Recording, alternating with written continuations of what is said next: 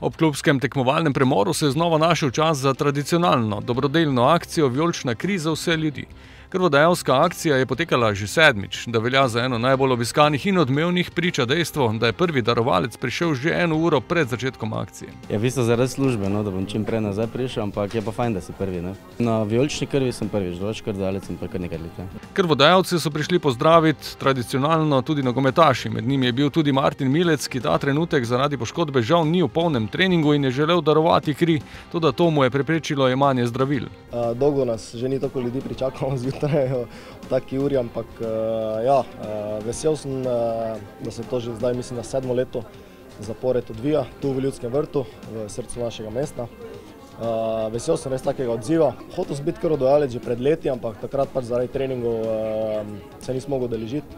Danes, ko bi se lahko, žal zaradi določenih tablet, ki jih jemljem proti alergiji, temu cvetnemu prahu, ki zdaj razhaja, so me žal odklonili.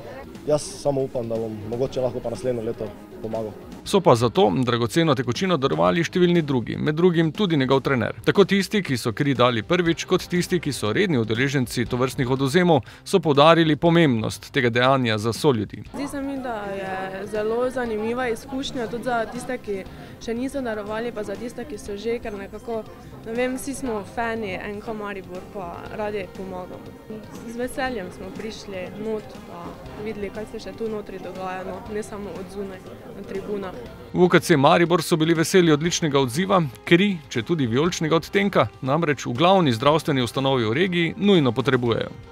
Srcem smo hvaležni nogometnemu klubu Maribor, saj veste, da rešujete po dopustniškem času zaloge krvi v severovzhodnem delu Slovenije in to nam veliko pomeni, lažje bomo delali. Druga aktivnost, ki nam pomagate, pa je promocija krvodajalstva in ta promocija je investicija za prihodnost. In zato smo vam hvaležni, ker vaš glas, glas športnikov, kot sem že prej poudarila, sega v 9, mogoče celo 20 vas. Po koncu akcije tudi letos velja iskrena zahvala vsem udeležencem in se vidimo naslednje leto. In še odličen rezultat letošnje akcije, skupaj je bilo 189 odvzemov in 85 litrov krvi.